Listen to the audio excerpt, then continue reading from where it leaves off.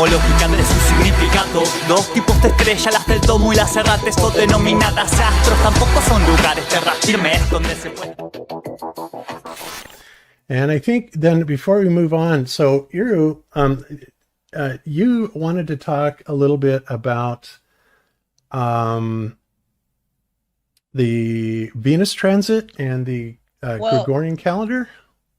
Yeah, no, it's not specific in terms of, go really technical in that sense. It's more about, because all the measurements that they made in the space is based on the astronomical unit.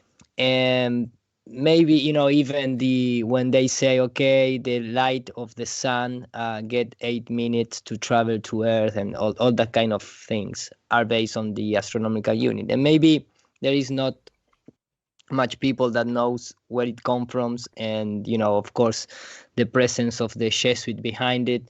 And I have a few clips just, to see, analyze, and comment. No more than that. And if you want, I can share my screen and then start doing it. But it's some kind of that type of presentation, quote unquote. It's not an actual super presentation, with hundreds or thousands of slices. No, that's fine. I used to do.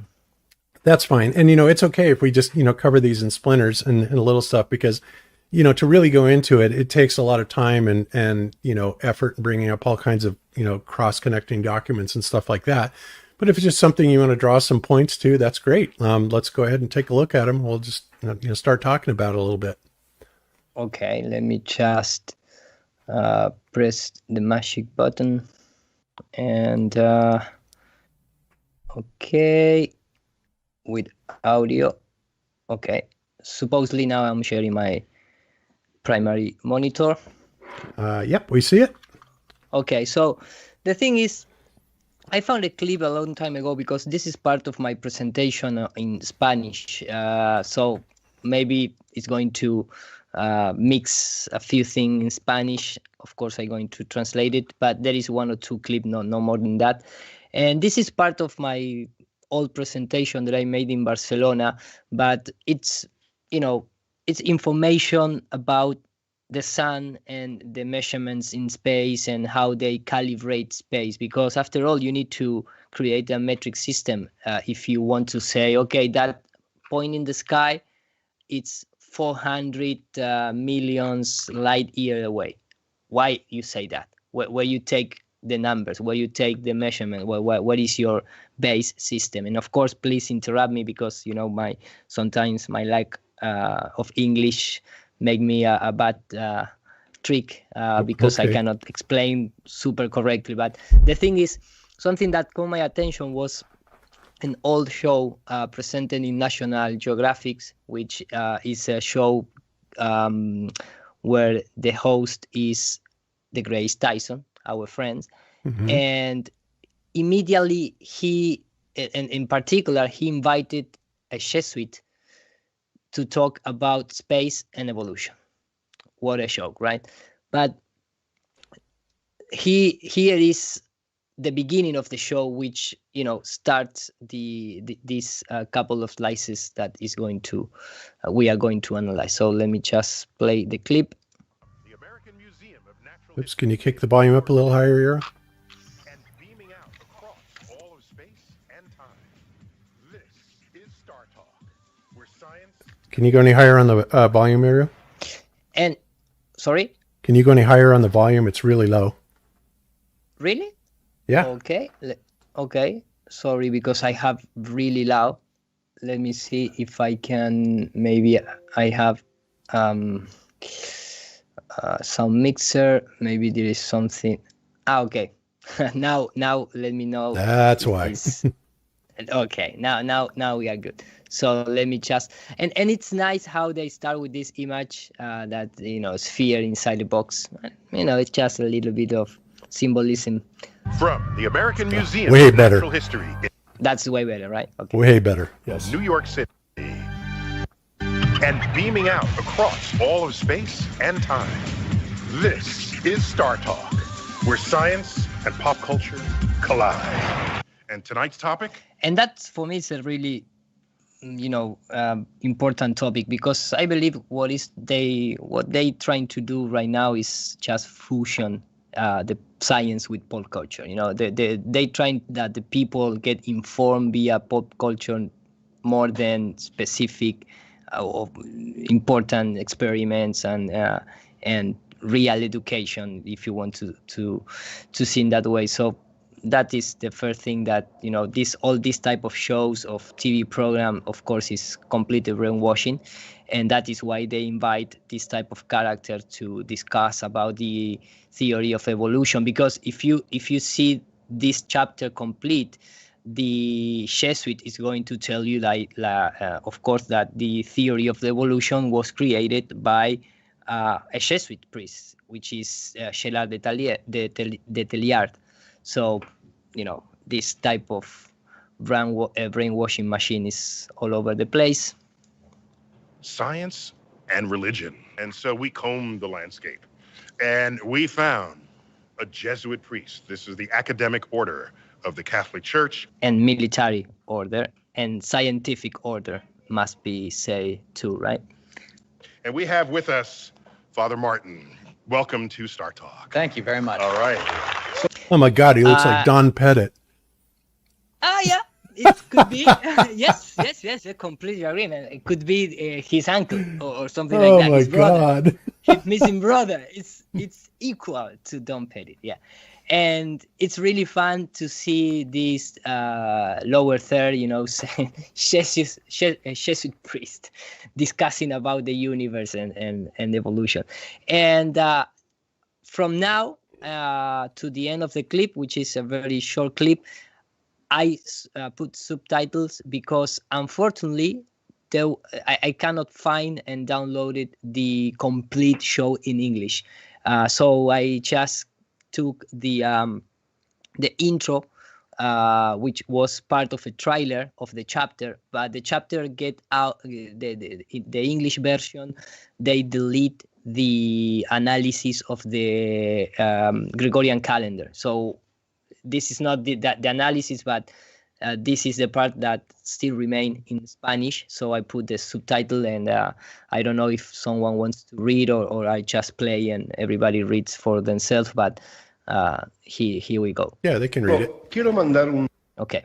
saludo a los jesuitas, que la Compañía de Jesús es un brazo científico importante de la Iglesia Católica. So, just for better purposes, but in Spanish, he's saying that. I want to say hello to the Jesuit because it's a really important order inside the Vatican institution. They are the scientific arm of the Catholic Church. Y que de hecho su progreso tremendo, el de los jesuitas, And here is, for me, one of the key, because, and indeed, the Jesuit made extraordinary progress. contribuyeron a nuestro entendimiento a la medida de lo And that is, that this is the key word, because Measurement. he said, they contribute our understanding of the universe and special in the measurement of the universe. Yeah. universo. Contribuyeron a nuestro entendimiento a la medida del universo. Contribuyeron a nuestro entendimiento a la medida del universo. And of course, this is just a part of the Conspiracy Jesuit, which is a documentary, just saying that it's very strange that the Jesuit order is you can say the biggest institution with the majority of astronomers out there following Copernicus character itself. Copernicus publications, it is probable the Jesuit order has produced more astronomers than any other demographic in Europe. Wow. That, ostensibly, a religious order should produce so many scientists should cause surprise. However, as these scientists have focused nearly exclusively in but one area, this gives us reason to question. And that is, very important part for me, because they are telling you in your face, without the Jesuit order, we don't have a measurement in the universe. We don't have units. We don't have nothing to relate. We just have angles when we see sky. We Yeah. cannot determine a distance. Well, and yeah, even with them, we still don't have that unless what they're making up. I mean, here's the thing. The problem with that is that the Jesuits are coming in and they're taking this authoritative position like they actually know, right? When, first of all, astronomy is not even a valid branch of science. Well, why do I say that? Because you cannot put anything in astronomy, not one single thing, through a scientific method test, right? No. Which then makes any conclusion that they come out of it utter and pure pseudoscience. Right. So even when they talk about measurements, even if we gave them the idea that yeah, they really did go to the moon, that is hardly any type of benchmark to then be able to distance any distance to the sun or to the stars, or 1.3 million light years away to the collapsing black holes or anything like that. There's absolutely no foundation whatsoever for them to do it. And in fact, the best that we can do is do a basic triangulation, right? Well, what have we learned about that? Well, first of all, it's almost impossible to triangulate on the sun, and the more angles you get on it, the more inaccurate it seems to become. But if you guys remember the Red's Rhetoric video, of course, he came out and he did that measurement with Turkey Cat, where they came out and said, oh yeah, okay, so the moon is definitely 235,000 miles away, using a strict triangulation method, and of course adding in a 0.6 value of parallax for the curvature of the Earth, right? But as I said at the time, if you do that and you do the exact same measurements to the sun, then you're going to come up with just about the exact same distance, somewhere between 3,500 and 4,000 miles on a triangulation. Well, why doesn't that work? What did the Jesuits have to say about that? Well, the thing is that, for example, this is a great link that I read a long time ago, but you can start follow the rabbit or the, I don't know how to say in English, but the thing is that this is scientific geniuses and their Jesuit collaborators. So just collaborators, Right. you are a scientist genius, but I am the one who are going to publish your work after I check it and, rewrite in some parts. And, it's like the music industry, but on science. So if you go by the list and you read the article, it's really nice to read, but everyone of the biggest, even Kepler, Copernicus, whatever, they are all infiltrated or influenced, if you want to use a more nice word, by Jesuits. Why is that? Yeah. Well, I think we understand.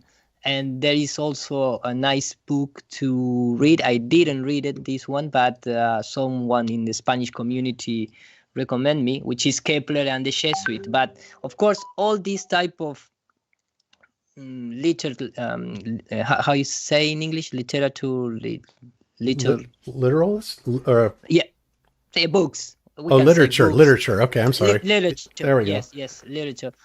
You can read it and as starting point to understand why they are so obsessed infiltrating science, and a specific one branch of the science, which they call astronomy, because everything is go back to trying to erase from our heart that important question that is who we are, what we are doing here, who put us in this place, all that kind of eternal question that maybe is very hard to achieve a response, an answer. So after understanding that the Jesuit was, they and Sheran showed this in his presentation, but it's really important because before this Jesuit, nobody agree or nobody can determine the distance to the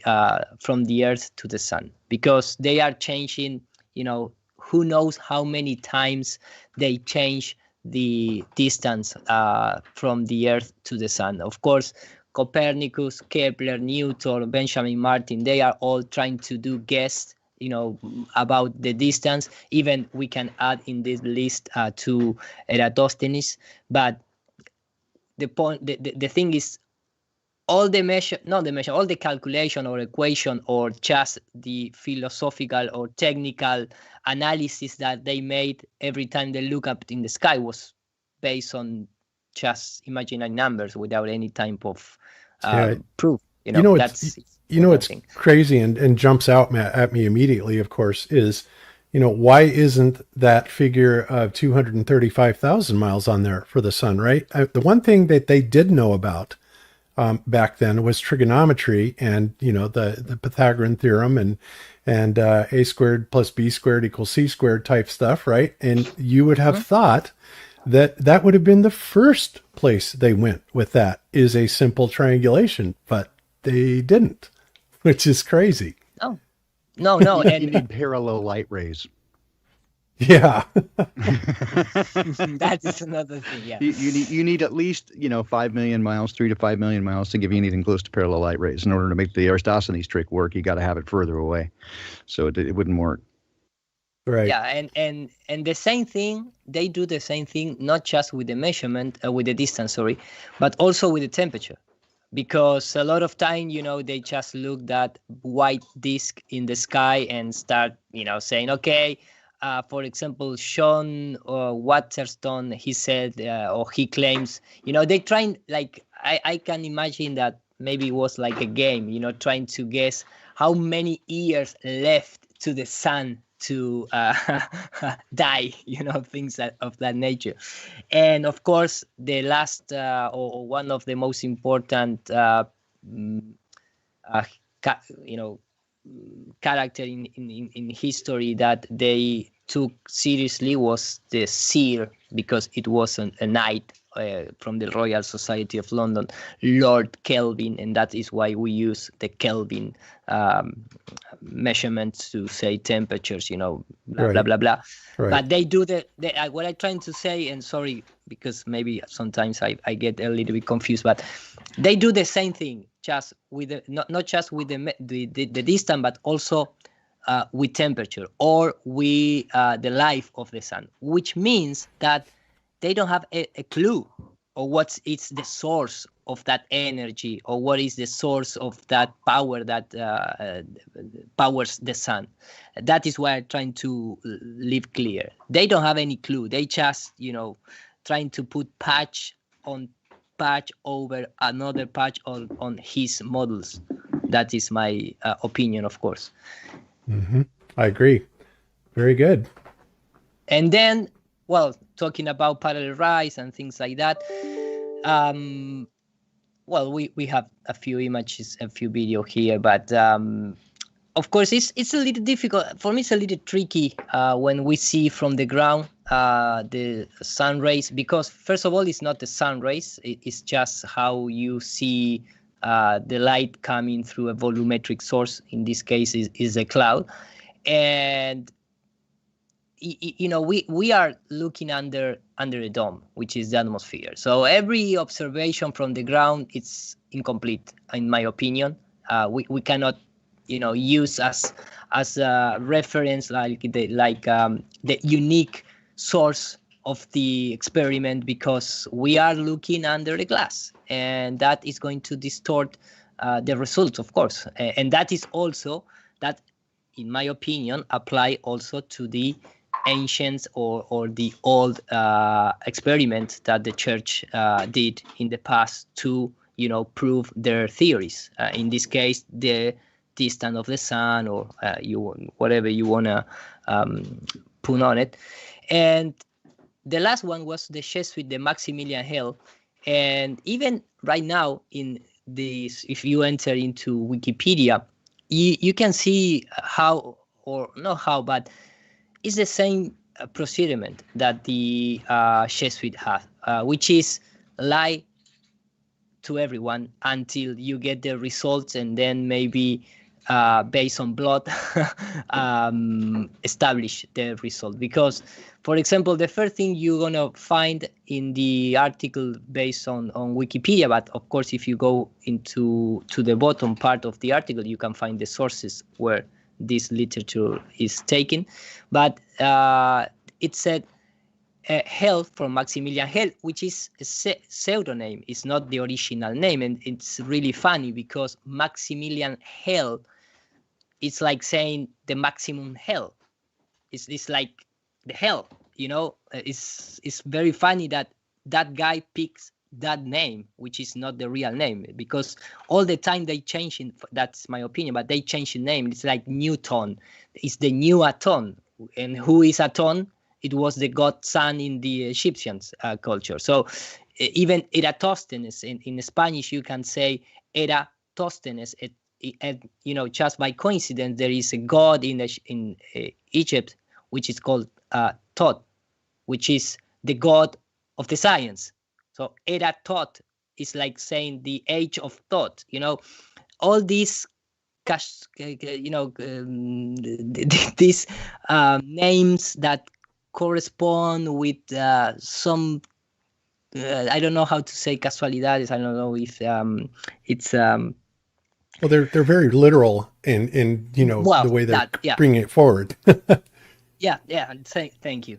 So Hell was appointed director of Vienna Observatory in 1756. There was some controversy about Hell's observation of the transit of Venus because he remained in Norway for 8 months collecting non-astronomical scientific data about the Arctic regions for an encyclopedia. So that's right away, it's telling you that the Jesuit is also who, not all the books, of course, but they create the encyclopedias, or they invent the encyclopedias. They go to the Arctic, they go to the Antarctic, they put, you know, that type of things. They do that type of things in books. But it said the publication of his result was delayed, and some, especially Joseph Johann von Littrow, accused Hell posthumously, of falsifying his result. So all the time you have these people that they are falsifying information, they're falsifying data, they lie to you, and in the meantime they trying desperate to, you know, corroborate his numbers and trying to came up with a new story that patch and solve the last lie that they made. And that is why they are changing continuously they narratives. That, again, this is based on my opinion, but we are analyzing official data. Everyone accusing the Jesuit to be dishonest, if you want to see it in that way. And the last video that I have, unfortunately, this is a video that it's in Spanish, but this is part of a documentary, which is a documentary based on the transit of Venus. And I didn't find the original clip in English. I don't know if maybe there is no, but what it said is this, because remember that we have James Cook, the captain James Cook, which was, you know, part of the Navy that are part of the Freemason and this type of guy. He was one of the important, the ship's captain that helped to take the measurements of the transit of Venus, in this case from Tahiti. And I bring this because it's amazing how related all these lodges and Freemasonry Jesuits are work together, specifically in this time, at this time in astronomy. But of course you can follow the path and you can see that they are, of course, really involved in politics and economics, and, you know, in our days, I think in every corner of the flat earth. But sure. That is why I bring that. And this documentary starts presenting you and telling you. I'm going to lower down the volume so I can speak over, but it said at 90 degrees of latitude that separate Tahiti from Bardo. Eso quiere decir que debería haber una clara diferencia en los tiempos registrados por Cook y Hell durante el tránsito de Venus. And of course, this is something that came from, like 30 minutes ago before, but I just take this part. But what the guy is saying is that Hell and Cook, they work together. They take measurements that, of course, this is not in real time. Imagine in the 70s, centuries. It's something that you write down in the book, few measurements. They need to use time. Nobody have a clock, synchronized clock at that time. And people must have in mind that this is the last measurement. This is the official and only one measurement that still we have today. Wow. To corroborate the distance to the Earth from the Sun, which bring us the astronomical unit, which bring us all the measurements that the actual science base of the space distances. This is not just not important measurement or unit. This is the most important unit in the heliocentric model. It's the only one that cares. Exactly, because AU, everything is based off the AU. All of our orbits, everything. I mean, it's it's very important to say the least. Exactly, and this is how they did it. Okay, that's good, perfect. We don't need any more. We don't need to do anything else. So they say, okay, Maximilian Hell, the Jesuit, and the Freemason Cook work together, one in Tahiti, the other one in Bordeaux, and they have, they make their notes, they write it down on his notepads. Then they never meet because Shane Cooks died in this last expedition, but who knows? It doesn't matter. The books from Shane Cooks take to Maximilian Hell by email or whatever.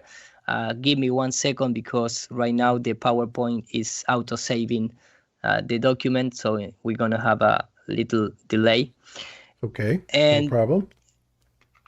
I hope it's not taking... I hope it doesn't lock up. No. I can close the PowerPoint and reopen, but sometimes it's just a couple of seconds, no more than that.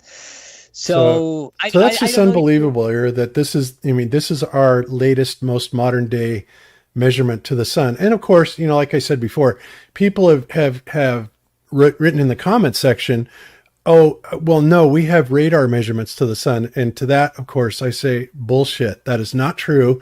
Let's see this magnificent piece of equipment that can, radar the distance to the sun. How does it work? How exactly, did they devise this plan? And of course, there's nothing anywhere that substantiates that claim. It's just BS. And how is calibrated? What is the number that you put to begin with to this radar?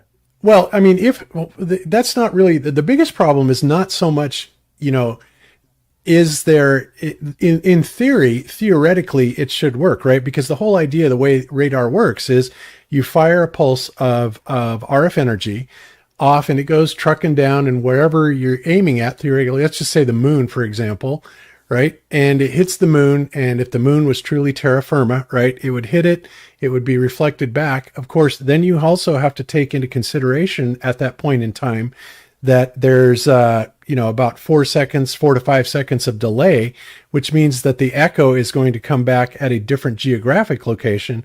And of course, if you're talking 16 minutes, to the sun, well, theoretically, the Earth wouldn't even be in the same frame, right? So, I mean, that eliminates it right there.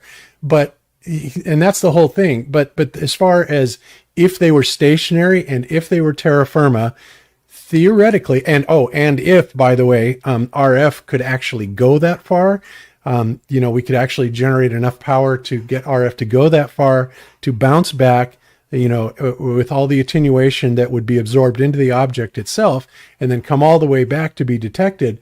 And that is a tall order right there. Then theoretically, it would work, because, just giving the way that we use radar right now. So, but none of these other variables are even possible. I mean, the Earth would be so far out of the frame of reception, that would make the first thing that would be impossible, because you're talking 16 minutes later, and the Earth, of course, is trucking around at 67,000 miles an hour and 1.3, all these directions. It ain't going to be there, when that echo returns, period. So that alone makes it impossible. Well, it's a very technical description, but in even that, you can never go there and check. And I am not saying that is not possible to do, but who knows what is made? The sun, the moon, things like that. And even you can bounce a signal not to the moon, but to another structure, which give you a signal to read. And that's something else to analyze. But going with the story, it said, and again, they give the measurements that separate the Captain Cook with Maximilian Hell from Tahiti to Bordeaux, and the guy saying that defined a clear difference in the times registered by Cook and Hell of the transit of Venus, because this is this drawing is going to give you the understanding that how they produce these parallax to use with the transit of Venus through the sun. Right. So the first thing that the guy said here is the first assumption that is I don't say wrong, but without any real corroboration, because the guy said all this measurement, the base of all this measurement is the curvature of the Earth, is the diameter of the Earth. Mm-hmm. So that you have the first assumption. How they know the diameter. Diameter of the radius or circumference or any of those figures. Yes. Exactly, because you need to go to Eratosthenes. So because they know based on the Eratosthenes, calculation, whatever. But again, they start with the wrong or not wrong, but with an assumption that in this case is the radius of the Earth. So I'm going to keep.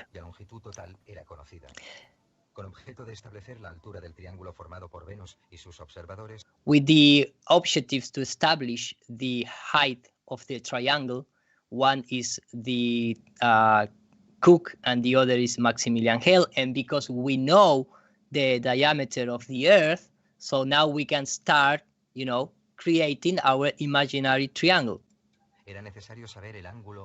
So the most important thing was know the alpha angle.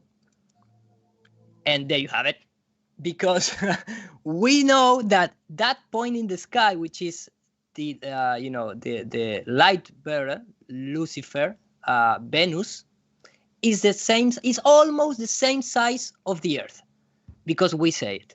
Because we said so. Yeah, that's right. Because we said so. You have the second assumption. We have the diameter of the Earth, first of all, the size of Venus. So you have you just take out of the hat. Yeah. It's like okay, we don't know anything, but we're going to establish these two measurements, because if not, we don't have any things to base on. And then they do the calculation. The theory was that Venus is going to take less time to cross the sun for the observers in the north part of the equator than the south part of the equator. That was the theory behind it. Really? Yes. Okay. Yeah, that was the base of the theory. So here you can see the time. Here you can see the time difference. So again, nobody had a clock at that time. You know, so, it is amazing. I got to it's tell you. amazing. They had pendulums though. You go down there Yes, and they use that. count the number of times that it swings, and that you can get down to Yeah. milliseconds. You are an expert on that, right, Jen? I do it all the time. That's how I keep time. Okay, keep counting the pendulum. De esas diferencias de tiempo, se podría calcular la relación entre el movimiento aparente de Venus. So with that difference in time, they can calculate the apparent difference between the movement of the Venus crossing the sun in the north and with respect to the south. Del Sol en las distintas localizaciones y por tanto el ángulo conocido como parallax. So based on that, we can determine the angle of the parallax. God, talk about one assumption after another, based on Yes. a fallacy, based on a complete fallacy in the first place. Yes. Yes. Oh man, that is just ugly. But Wow. this is the original, the only one, and the official experiment to determine the astronomical unit. Okay. Well, there you have So- it. And there is En realidad, dice, el parallax in reality, the parallax, no era más que el ángulo alfa, it's no more than the alpha angle, y eso les And permitiría that's- conocer la distancia entre Venus y la Tierra. and that it's capable to determine. That gives not the factor, but that gives the opportunity to know the distance first from the Earth to Venus. Mm-hmm. Okay. Well, Iro, I think we're kind of running a little bit long on this, so Okay. I don't know if you might want to No, cut it no, short this a little is bit. this is the end of the clip. But you know, Okay. they say okay, these are all the notepad from Maximilian Hale. They make all the measurement, they make all the assumption, calculation, whatever. And after doing that, with that only experiment, they finally discover the measurement of the universe. And now, based on that, they establish all the actual distance of our solar system and beyond. And of course, in this documentary, they also talk about Maximilian Hale, which is this guy here, and they say, one of the astronomer accused Hale to, fraud, and in the documentary they say, but because Maximilian Hale was a really good Jesuit, he just take more time to produce their calculations.